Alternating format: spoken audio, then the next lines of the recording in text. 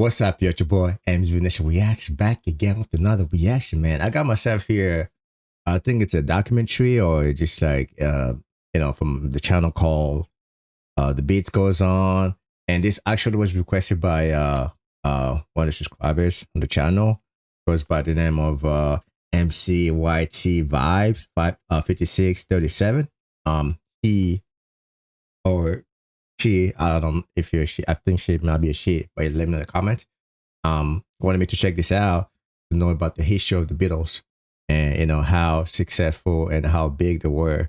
So I'm gonna be reacting to this just to learn about the history and see, because a lot of y'all told me like they're like the number one, so they're like up there, like the very top, So I'm about to check this out, man. So I always like to learn about the history of a one of the biggest, or if not the biggest, bands, rock bands, and they be doing every genre and all that stuff, in the whole world. So it's always a pleasure to check something like this, because you get to learn a lot, especially for myself that I don't know much or pretty much anything about the Beatles.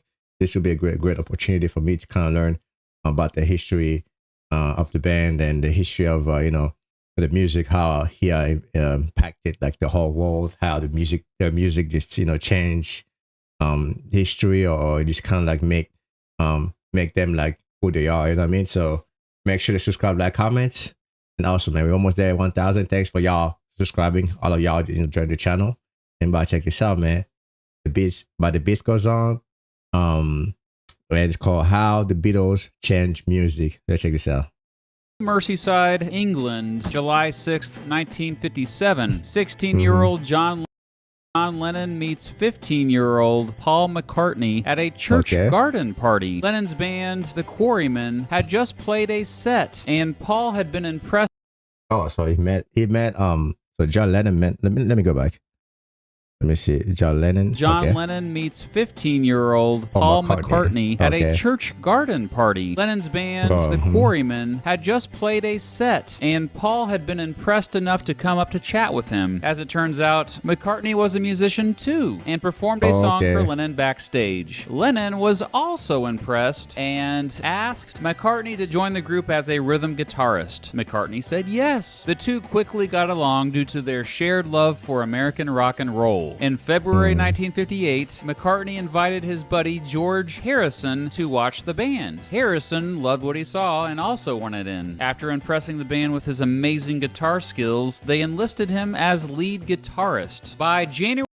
Well, so they're all were very talented now. They know how to play like some musical instruments, like McCartney was playing the guitar, and then you got John Lennon, who they met Paul McCartney and the church and invited him. So how this is kind of like, yeah, I'm learning now, man. I'm seeing how they all came together, man. That's good, man. February 1959, Lennon's buddies who had formed the original band were out of the picture, and it was just him, Paul, and George. They continued to perform, though, sometimes performing as Johnny and the Moondogs. Whenever they could find a random drummer, they would play a show. Meanwhile, Lennon had begun studying at Liverpool College of Art, and there he met a dude named Stuart Sutcliffe. They became friends, and Sutcliffe joined the band on bass. He was actually the one who convinced the band to change their name to Beatles. Yes. Oh, okay.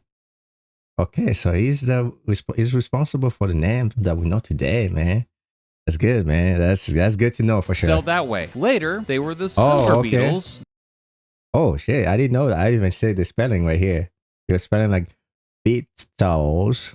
Like Beatals, not like the ones we know now.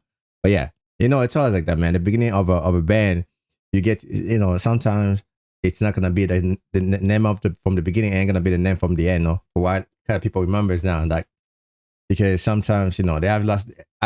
There's so many bands that had like different names, and ended up with like because maybe it was not really fitted.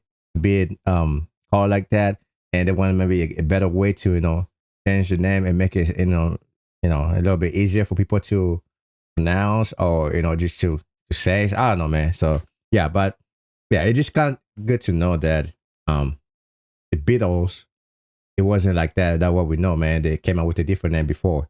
Kind of sounds similar, but yeah. Then the Silver Beatles, and then finally just the Beatles by August of 1960. It was around this time that they got a residency in the famous red light district of Hamburg, West Germany. They also got a drummer named Pete Best. For the next 3.5 months, the now 5-piece band played lots of shows in Hamburg. Even though they were all back in Liverpool in early 1961, they'd be back to Hamburg several times over the next couple years. Around that time, Sutcliffe left the band to go back to school and pursue painting, and McCartney took over bass. Tragically, Sutcliffe would die from a brain hemorrhage the next year. Throughout 1961, damn, that's crazy, yo. And he was the one that came up with the name too, then. That's crazy, yo. The Beatles began to build up a following with the growing Mercy Beat movement. A producer named Bert Kaempfert hired the Beatles, now a 4-piece, to tour as Tony Sheridan's backing band for some recordings for Polydor Records. In November, a local record store owner and music journalist named Brian Epstein first saw them perform and was extremely impressed. By January 1962, he was their manager and was trying to get them out of their contract with Bert Kaempfert. By May, they were free of that contract, and Epstein had already been arranging auditions for the Beatles with new record labels. Epstein and the Beatles were rejected by Columbia Records, HMV, High Records, Philips Records, Oriole Records, and big mistakes, yo. Others. About these, the band these companies. For Decca Records, who famously rejected them by telling Epstein that, quote, guitar groups are on the way out. And damn, yo, that's crazy now. As far as we know, the Beatles now, man, look at them now. You know, being rejected like that. I mean, it's always like that, man, because some like record labels don't believe in a young band, just because they're like, oh, this style is not ours. We don't care about this type of style. This type of style is out of the way. So we need like a different style. But you never know. You might be like the pioneer of that style.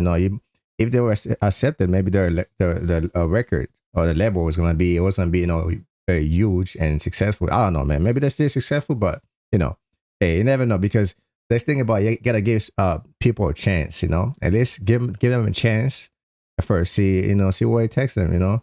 And you never know, that one opportunity you're giving to them, it might be your as for you finding kind of like gold and stuff like that. You know what I mean?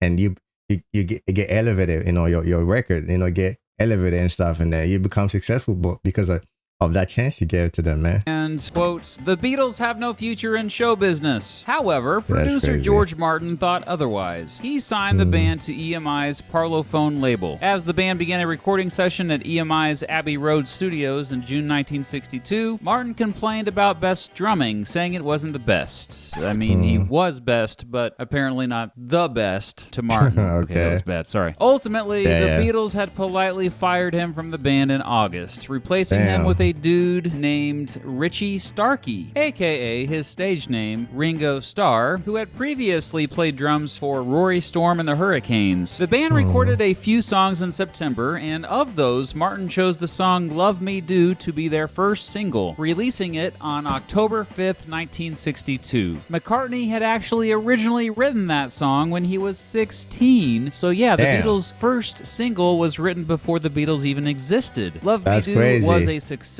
peaking at number 17 on the record retailer chart. The band made their first television appearance on the regional news show People and Places. By the end of 1962, Epstein had convinced the band to stop swearing and smoking on stage. And to dress more professionally on stage. That's crazy. I didn't even know that. I didn't even know that they were smoking on stage and swearing and stuff, man. This is a good video, y'all. Now I'm learning a lot, man, about things that I didn't know about the Beatles, man.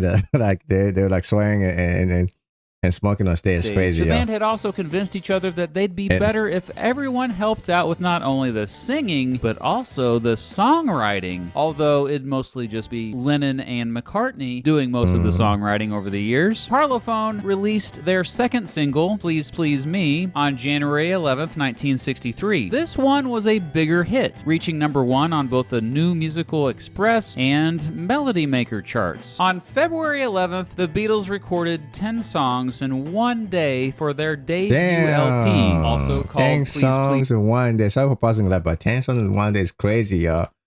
You know what I mean? Like, I don't know. It's like it's like me doing like let's say you're going to school, right? I don't know if it's a good comparison. It's a good way to compare both of them, but it's like doing like 10 homeworks in one day. You know what I mean? But I don't think you'd be taking like 10 classes and shit. But I don't know. Kind of just don't. My knowledge is not. It's not. Yeah, but you know how hard it is, like to come up with 10 songs and record like 10 songs in one day. You know what I mean? So it's like, it's crazy, yo. It's genius right there, man. Because it featured the hit single. Wait, did he say 10 songs in one day? Yes, I said 10 songs in one day. They recorded them live and knew the songs well. George Martin was still in shock, that's crazy. Saying, quote, I don't know how they do it. We've been recording all day, but the longer we go on, the better they get. Parlophone released the album on March 22nd, 1963. By May, Please Please Me had hit the top of the United Kingdom album charts and stayed there for 30 weeks before being replaced by their next album. Yep, this is when Beatlemania began. Beatlemania describes the insane popularity the Beatles experienced over the next few years, typically symbolized by screaming teenage girls chasing them around. Course, the bigger they got, the crazier the hysteria. And the band is all man, young man, beautiful man, and then the girls will be crazy for them. You know what I mean? So and now that they started to dress well, with the suit and all of that, because that's thanks to Epstein or whatever his name was.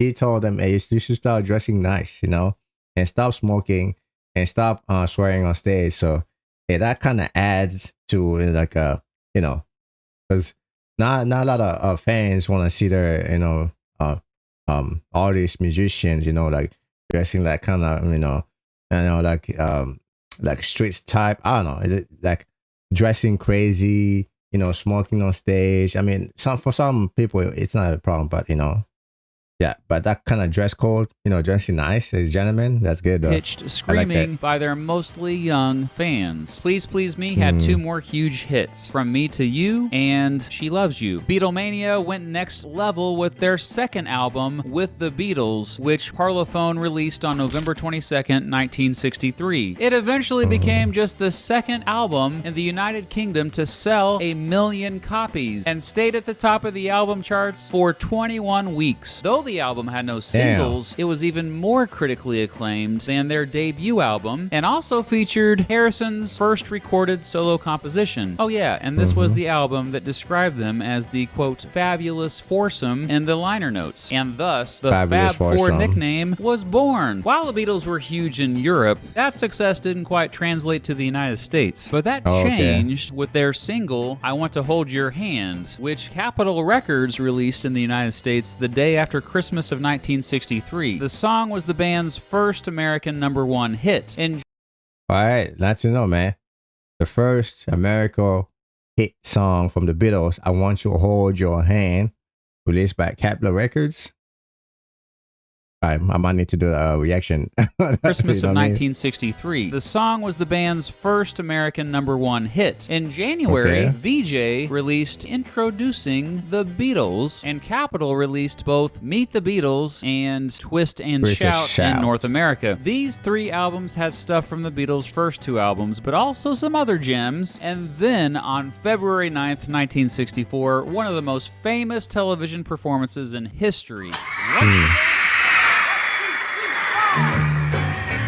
The Beatles made their American television debut on The Ed Sullivan Show to a screaming, wild crowd. Around 73 million people, or around 45% of all American television viewers, saw the live performance. It was clear that Beatlemania had crossed the Atlantic Ocean, and soon other British bands, like the Rolling Stones, the Kinks, and the Zombies, would as well.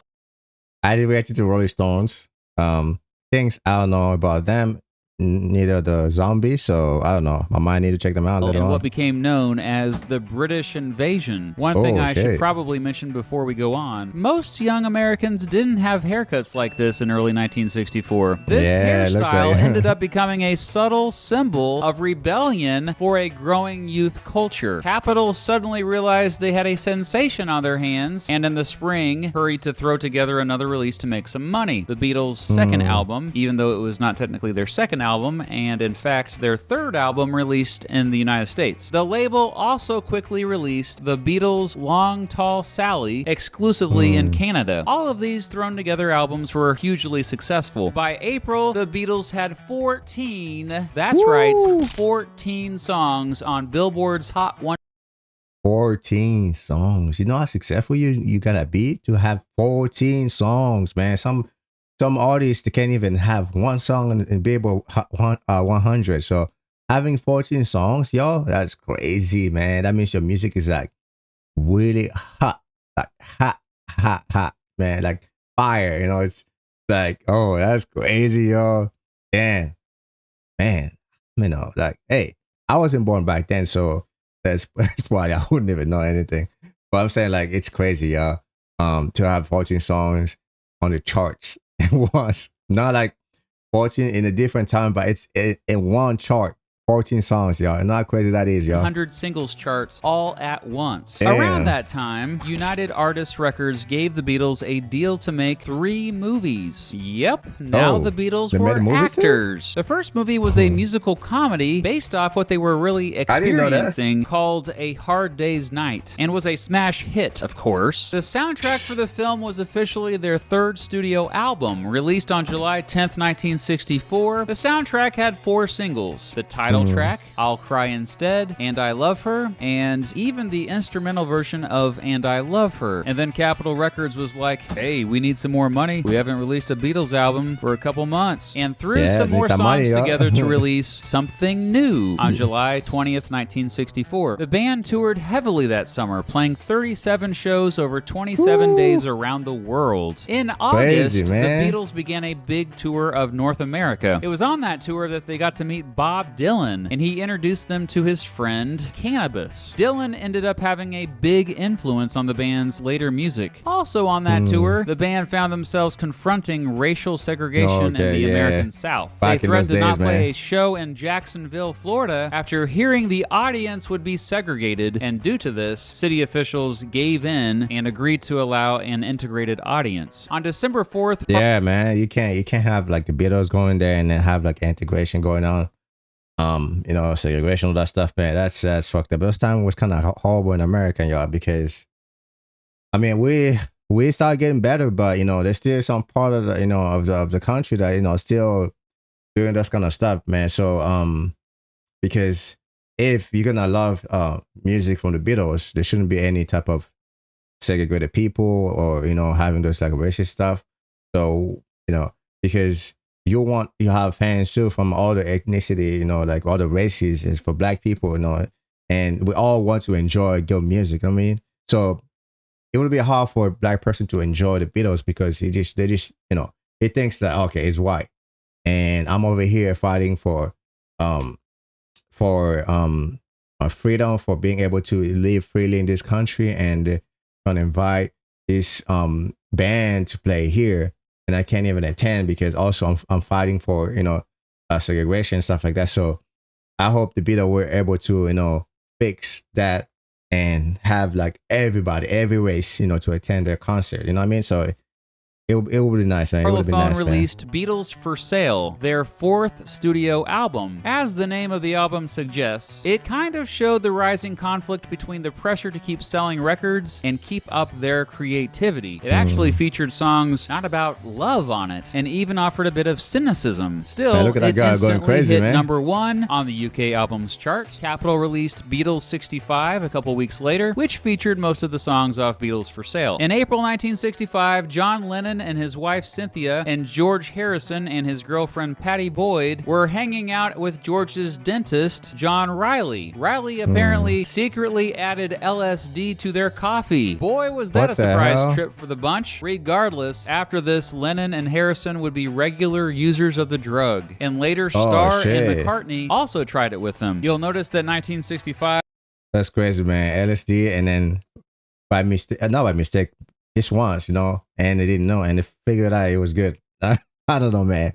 They're like, oh, we tested this, and I want to do it again, you know, even though it was like Intentionally. I didn't know, but that's crazy, yo. That's crazy. Marks a more dramatic beginning of a shift in their music, although they never would abandon making just flat-out darn catchy songs. On June 14th of that year, Capitol Records released another compilation to continue cashing in North America called Beatles 6, even though it was their 7th Beatles release. That same month, Queen Elizabeth sparked controversy by appointing all 4 Beatles members of the Order of the British Empire. Later that summer, the band starred in their second film, Help. The soundtrack to that film would be their 5th studio album, released on August 6, 1965. Although the whole album is a classic that got tons of perfect reviews, the 3 biggest hits off of it were the title track, Ticket to Ride, and Yesterday. According to the Guinness Book of World Records, Yesterday remains the most covered song in history. The movie was another comedy that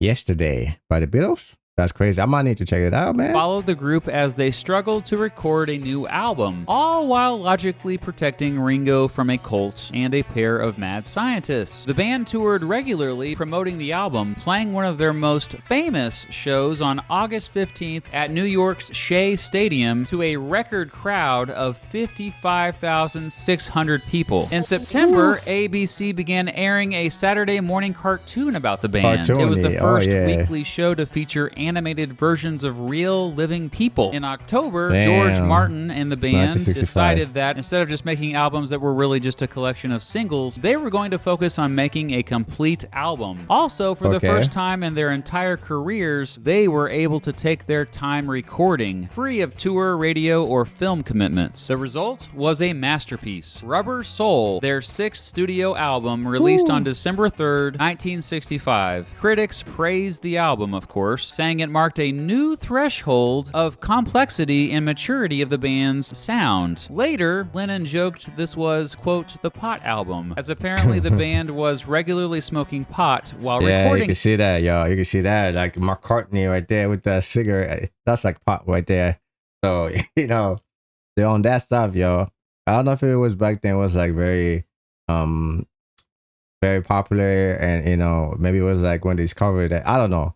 But you can see, man, that the pot was like going crazy over there, and then sometimes it kind of, you know, kind of take you off of what you're trying to do, man. Like, you're trying to focus on something, but, you know, you've been smoking too much and that, all that, inhaling all that stuff. You mean, like me, I don't smoke, I don't drink, so I would know, man. But hey, addiction is not easy to quit. If you don't quit something like smoking or drinking, not easy, man. So you just kind of hope one day, you know, you start little by little, man. You can't quit just like that once, you know. But yeah, I feel like it was smoking that pot right there was gonna, you know, not making the band kind of like progress in the right direction, because you're probably gonna see some things going on wrong, like maybe the sound, maybe the music, the words and stuff like that. So I don't know. Let's find out, man. Many fans say this explains the dramatic change of direction of Rubber Soul, an album that was folkier, featured new instruments, brighter guitar tones, and complex arrangements. Some of the bigger hits on the album included We Can Work It Out, Norwegian Wood, Nowhere Man, and Michelle. In March 1966, the Evening Standard, a London-based newspaper, published an interview with John Lennon. Lennon would later cause quite a bit of controversy when he said, quote, "We're more popular than Jesus now. I don't know which will go first, rock and roll or Christianity." Wait, yeah, correct me if the last picture that was John Lennon. I think it was John Lennon, right? Sorry if I say it was Paul McCartney. But this quote is crazy, man, for Christian. You know what I mean? You put this to Christian, say we're more popular than Jesus now. I don't know which will go first, rock and roll or Christianity. Man. I already know what my Christian friends will say, man.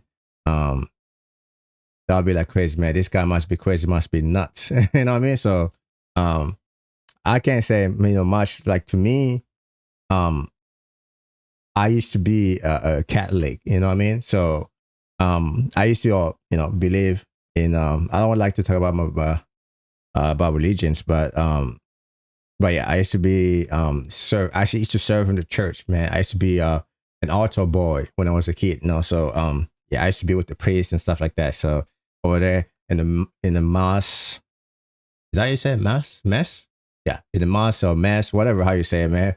I used to be there, man. I used to be with them kids, with the altar boys, other boys, you know, be dancing, we'll be wearing those robes. You know what I mean? I used to, and then people come watch us in the church. I mean, they'll come watch us, but they come to pray, you know, in the service. But I was there, so yeah, I know close. It's like kind of closer to Jesus, you know, because we were like, you know, there with the priests, do the ceremony, like the all that stuff, you know what I mean? So yeah. So, but this quote is crazy, man. It's crazy. Well, those words would haunt the band throughout the rest of the year. Lennon implying the Beatles were more popular than Jesus, even though the comment was taken out of context, led to protests, death threats, and the public burning of the band's albums. To add to their controversy, on June 20th, Capitol released another compilation album called Yesterday and Today with this controversial cover. Despite this, hundreds of thousands of screaming fans continue to come to their shows. In fact, those screaming fans were so loud that the band had a hard time hearing themselves playing. This, combined with the fact that they'd become a bit bored with the routine of performing live, and that these live shows were no longer about the music anyway, influenced them to decide to make their tour for their upcoming album, Revolver, their last tour ever. Revolver, released on August 5th, 1966, and the band's 7th studio album, continued the experimental trend that Rubber Soul started. It was another masterpiece, featuring a dive into psychedelic rock and again featuring complex arrangements that pushed popular music forward in a completely new direction. Basically, the Beatles were at the top of their game and everyone else was playing catch-up. Many music critics have said it is literally the greatest album of all time. The cover of Revolver was even radically different. Two of the bigger hits. Yeah, you can see, very different, man.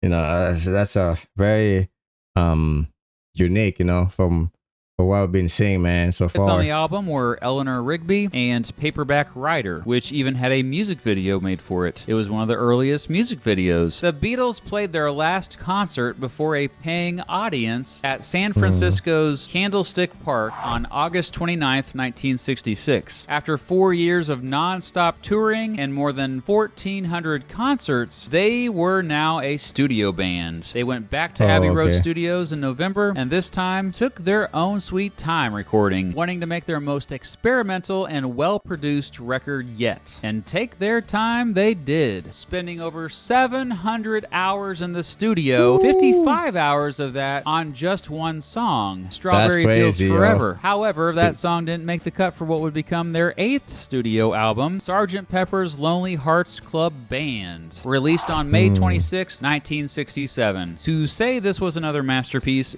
that's how they all have like mustaches. Look right there, man. Now the adults, they're all grown up, man.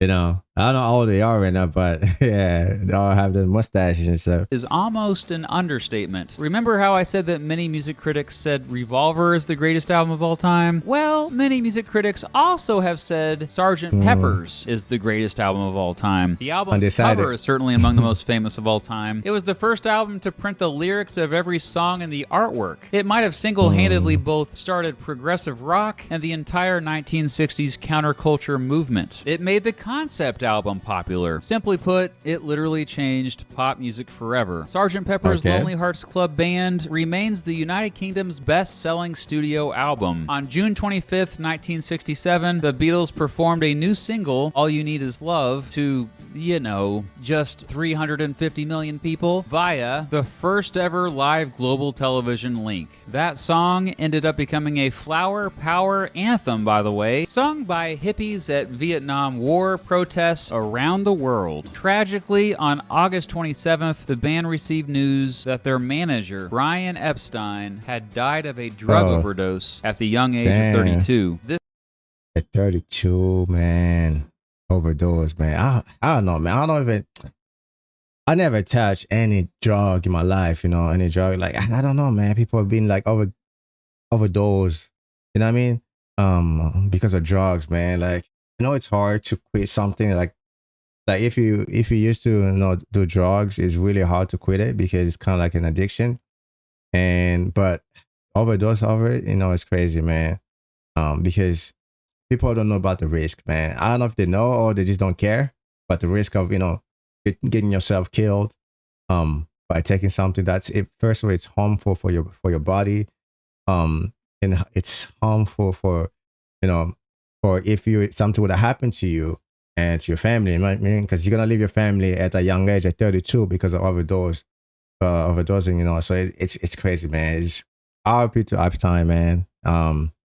Yeah, so it's the manager who kind of believe in them, I guess. That's crazy, man. Devastated That's crazy. the band and seriously made their future uncertain. In fact, they were so lost after Epstein's death that they made a crappy movie where they filmed themselves touring the country in a psychedelic bus with a random cast of strange characters. Well, that film, called Magical Mystery Tour, was the first project the Beatles ever did that critics completely trashed, calling it, quote, blatant rubbish and a, quote, witless home movie. However, the soundtrack to the film of the same name, released on November 27th, 1967, was praised by critics and another commercial success. Meanwhile, the band had been spending more and more time following the guru Maharishi Mahesh Yogi. In February 1968, they even traveled to Rishikesh, India, to hang out with him and attend his seminars on transcendental meditation. Starr and McCartney didn't stay there as long as Lennon and Harrison, though, and this ultimately caused some tension in the band. In the spring, Lennon came back to London and began to heavily use more damaging drugs like heroin and left his wife Cynthia for his new infatuation, a young artist named Yogi. That's crazy, man. Heroin, y'all. Damn, that's crazy, y'all. Like I said, man.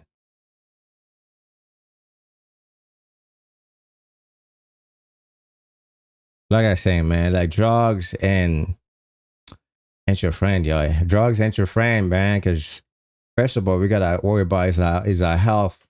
Our health is like should be your priority, man. So taking something that could it would be harmful to your health isn't good, man. So for people who are using stuff like heroin and even stronger drugs, like I know it's like easy to stop, but you got to start making a decision in your life, man. Start changing and quitting something like that. It will be very, very helpful for yourself, man. For yourselves, plural. And it's just my advice, man, because I was like very, very fortunate to be to be raised in a family that none of my parents, anybody in my house smoked or drink, and don't do all this type of drug stuff. Good thing. I mean, I hung out with friends, but I never even. I had some friends, probably take some kind of drugs or this and that, but I never tried it. Since I came from a family that none of my family and any of my family members done something like that, so I wasn't really interested in anything like that. So that's a good thing, man. That's a good thing. I just got from my family. So so sometimes when I go out and they'll be like, oh, take some, can you drink it? Take at least one beer or take a shot. I'm like, nah, I don't like the taste of a beer. I don't like that bitter taste. I don't like the alcohol taste. I don't like, taking a shot like, I have a, what do you call it? Like a, Ciroc and all that stuff. You know what I mean? I'm like, nah, man, nah. Occasionally, I was just got like forced to take one shot, just one. But that's about it, So I don't try to like I know you gotta probably have a moderation, drinking and stuff like that. Yeah, you gotta do it with moderation, man. If you know your limits, just drink until you reach your limits. Don't try to go over it, man, because it ain't worth it. You know what I mean? Like I know drinking might be not as bad.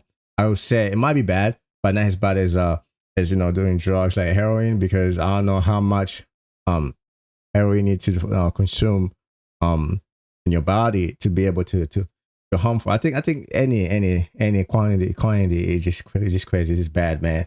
So yeah, they just just my advice, yo. All right, let's keep going. Yoko Ono. For the next 2 years, Yoko Ono was always by his side, to a point where it even further added tension to the band. Still, on May 14th, 1968, Lennon and McCartney appeared on The Tonight Show to announce their new multimedia company called Apple Corps.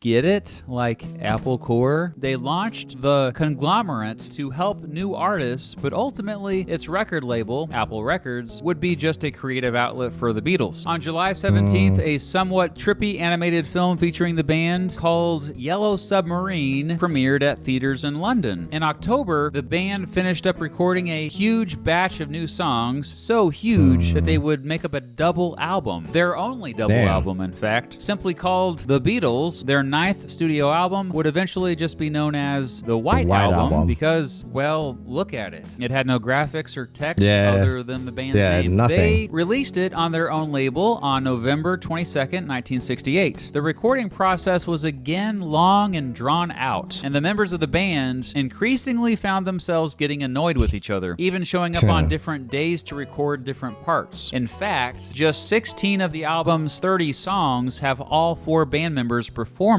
even though there were no official singles off the album. 2 of the bigger hits on it included Obla Di, Obla Da, and While My Guitar Gently Weeps. It was another masterpiece, praised by most critics, by the way. Oh, and of course, eventually sold millions. Not until January 13th, 1969 did they release the soundtrack to the movie released the previous year, Yellow Submarine. It was their 10th studio album, and only got mixed reviews, mostly because the Beatles kind of just threw some leftover songs on it. On Billboard's album chart, the Yellow Submarine soundtrack reached number 2, just behind the White Album, which held at the number 1 position. Around that time, McCartney really wanted the Beatles to start playing live again, believing all this studio work was hurting the band's chemistry. The rest of the band kind of agreed and went along with the idea of touring again. However, rehearsals often did not go well. Sure, Yoko Ono famously got a lot of the blame for distracting Lennon, but all 4 of the Beatles were distracted. January 1969 was actually a busy month for the band. In addition to rehearsals, they started recording some songs how they used to in the early years. On January 30th, 1969, the band, along with soul musician Billy Preston, played a surprise concert right on top of the Apple headquarters in London. The 42-minute set would be the last public performance by the Beatles. Yep, they soon abandoned the idea of touring again. In late February, they decided to record a new batch of songs the way they recorded the White Album. Recording sessions would occur sporadically over the next few months. Preston often joined them, becoming another 5th Beatle. As the months went on, it was clear that the band was drifting further and further apart. The last time that all 4 members worked together under the same roof was recording their song The End on August 18th, 1969. The End? Huh, yeah, that fits. By the end of 1969, foreshadowing the end.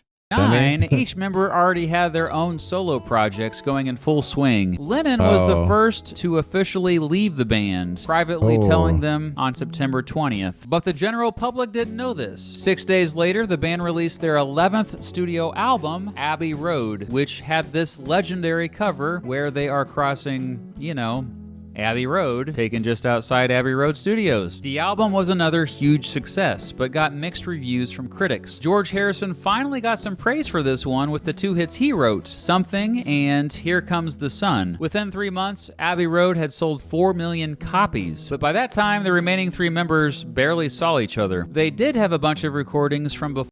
So Lennon is the first one to leave, man. It's crazy. I don't know, man. I feel like when you have a band, right? They always, a feeling that people some members wanna make their own, have their own,